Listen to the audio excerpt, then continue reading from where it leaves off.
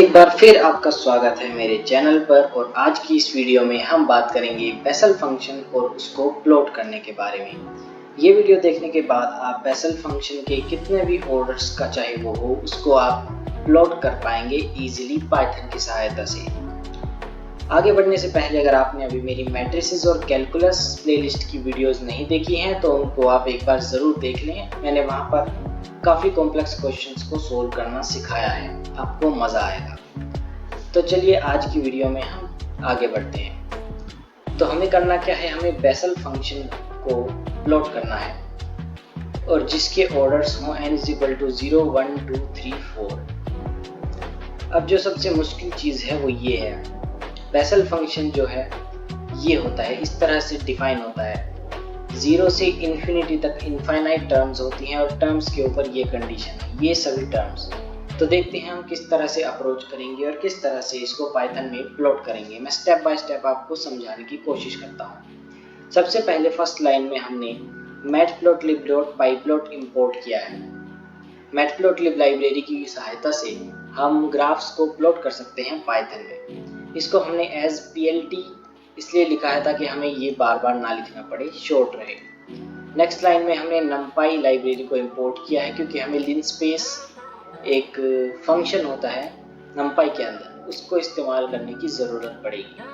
और थर्ड हमने यूज़ की है simpy लाइब्रेरी, जिससे हमें फैक्टोरियल फंक्शन यूज़ करने को मिलेगा। हालांकि और भी कई तरीकों से फैक्टोरियल किया जा सकता है पर यहाँ पर मैं यही प्रेफर कर रहा हूँ। तो अब हम डिफाइन करेंगे अपना बेसल फंक्शन। डेफ कीवर्ड की सहायता से हम डिफाइन करते हैं हमारा फंक्शन और उसके अंदर आने वाले पैरामीटर्स में मैंने n लिया है जो कि इसका ऑर्डर है जिसको हम चेंज करेंगे। तो यहाँ पर ऑर्डर और sum1 के अंदर 0। अब जैसे कि आप जानते हैं कि यहाँ पर लिखा हुआ है 0 से इन्फिनिटी तक, यानी हमें 0 से इनफाइनाइट टर्म्स लेनी है। लेकिन क्योंकि ये प्रैक्टिकली पॉसिबल नहीं है करना, तो कंप्यूटर में हम 70 टर्म्स लेंगे। हालांकि यहाँ पर 71 टर्म्स होंगी 0 को इंक्लूड करते हुए, लेकिन हमारे लिए इतना काफ़ी है।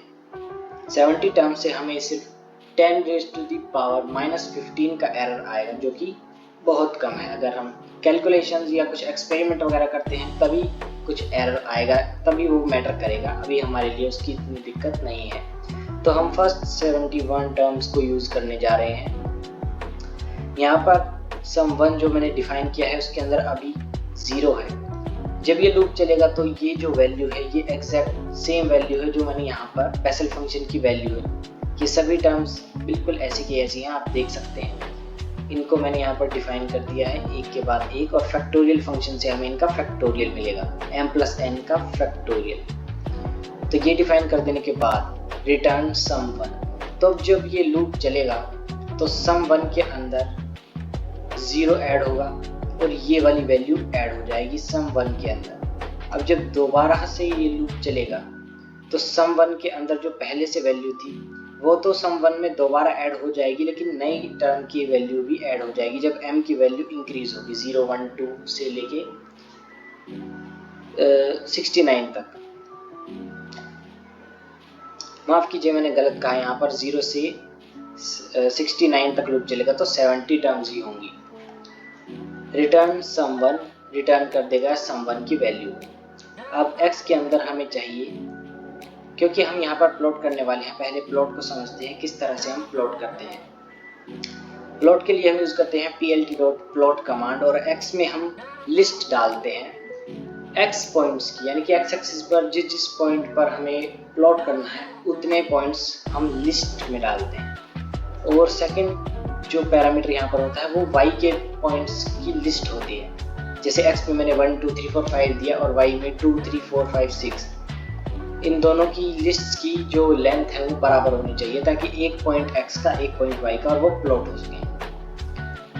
तो अब यहाँ पर मैंने लिनस्पेस इसलिए यूज़ किया है क्योंकि ये क्रिएट करता है बहुत सारे नंबर्स। 0 से 14 के बीच में ये 100 नंबर्स मुझे क्रिएट करके देगा, जो कि बहुत ज़्यादा है। और जितने ज़्यादा होंगे उतना ज़्यादा मेरा एक्यूरेट और अच्छा सा ग्राफ बनेगा, उतना शार्प ग्राफ बनेगा। आप चाहें तो इसको बढ़ा भी सकते हैं, अभी के लिए 100 अच्छा खासा वर्क कर रहा है। और ये लूप मैंने यहाँ पर इसलिए लगाया है क्योंकि हमें यहाँ पर 0 1 2 3 4 5 n की 5 वैल्यूज के लिए ग्राफ्स प्लॉट करने हैं, वरना मुझे 5 बार लिखना पड़ता प्लॉट x कोमा ये वैल्यूज x कोमा जे n की 1 वैल्यूज जहाँ पर n की वैल्यू चेंज हो, फिर x और फिर से वही सब, यानी कि 5 बार मुझे वो स्टेटमेंट लिखनी पड़ती अलग से। तो उसको रिड्यूस करने के लिए मैंने यहाँ पर लूप चलाया है जिसमें i की वैल्यू जाएगी 0 1 2 3 4 और a के अंदर j की, यानी कि बेसल फंक्शन की वैल्यू चेंज होते होते स्टोर होगी। अब देखिए जब कंट्रोल फ्लो करेगा तो a के अंदर जाएगी j i और i में है पहले वैल्यू 0, तो प्लॉट हो जाएगा x और a के अंदर है बेसल फंक्शन, फर्स्ट ऑर्डर के बेसल फंक्शन के जो लिस्ट है, जो पॉइंट्स हैं वो सब प्लॉट हो जाएंगे। फिर जब लूप दोबारा चलेगा तो i की वैल्यू हो जाएगी 1। अब a के अंदर 1 चला जाएगा तो बेसल फंक्शन के ऑर्डर 1 के जो पॉइंट्स होंगे वो अब a के अंदर चले जाएंगे और इस तरह से फर्स्ट ऑर्डर का बेसल फंक्शन प्लॉट हो जाएगा। फिर सेकंड, थर्ड, फोर्थ इस तरह के फंक्शंस प्लॉट हो जाएंगे लाइन बाय लाइन। ये लाइन स्टाइल के लिए है, इसका मैं भी आपको दिखाऊंगा करके क्या करता है। एक्स लेवल यानी एक्स एक्सिस पर हमें क्या लिखना है, वाई लेवल यानी वाई एक्सिस पर हमें क्या शो करना है, ये प्लॉट का टाइटल है। और देखिए ये PLT इसलिए हमें यहाँ पर यूज करना पड़ रहा है क्योंकि हमने इसको एज PLT इंपोर्ट किया है, वरना हमें ये सारा स्टेटमेंट यहाँ पर लिखना पड़ता PLT की जगह matplotlib.pyplot.xlevel, इसको शॉर्ट करने के लिए हम ये चीज़ यूज करते हैं। और लेजेंड का मतलब है कि जैसे एक ग्राफ पर 5 प्लॉट्स हमने बनाए हैं, 5 लाइनें आएंगी, तो एक एक लाइन की जो हेडिंग होगी वो क्या होगी, अभी देखिए आपको समझ आएगा अभी जब ये ग्राफ प्लॉट होगा। ये देखिए ये इसकी वाई लेवल, ये एक्स लेवल, ये हमारा ग्राफ, ये एक्स एक्सिस, और लेजेंड ये है, जैसे कि फर्स्ट वाली डिनोट कर रही है, ब्लू लाइन डिनोट कर रही है Bessel function of 0th order को, ये फर्स्ट ऑर्डर को इसी तरह से सभी डिनोट कर रहे हैं। और ये देखिए इस तरह से हमने प्लॉट कर दिया है अपना Bessel function of first kind, अच्छे तरीके से हमारा प्लॉट हो गया कलरफुल तरीके से। अब लाइन स्टाइल को मैं जो कह रहा था, इसको कई तरीकों से चेंज किया जा सकता है। आप इसको इस तरह से कर सकते हैं, डैश डॉटेड कर सकते हैं, थोड़ी डॉटेड लाइंस आएंगी इस तरह से, और एक ये भी तरीका है, मुझे ये वाला काफ़ी पसंद है। देखिए काफ़ी मोटा मोटा सा आपको दिखाई दे रहा है। इस तरह से कई सारे लाइन स्टाइल्स होते हैं, आप अलग अलग ट्राई कर सकते हैं। गूगल पर सर्च करेंगे तो आपको बहुत सारे लाइन स्टाइल्स मिल जाएंगे। तो उम्मीद करता हूँ यहाँ तक आपको चीज़ें समझ आई होंगी और ये देखने के बाद आप बेसल फंक्शन को प्लॉट कर पाएंगे। इवन आगे के ऑर्डर्स के लिए भी आप इसको प्लॉट कर पाएंगे, बस आपको ये नंबर इंक्रीज करना है 5। उम्मीद करता हूँ यहाँ तक आपको चीज़ें समझ आई होंगी।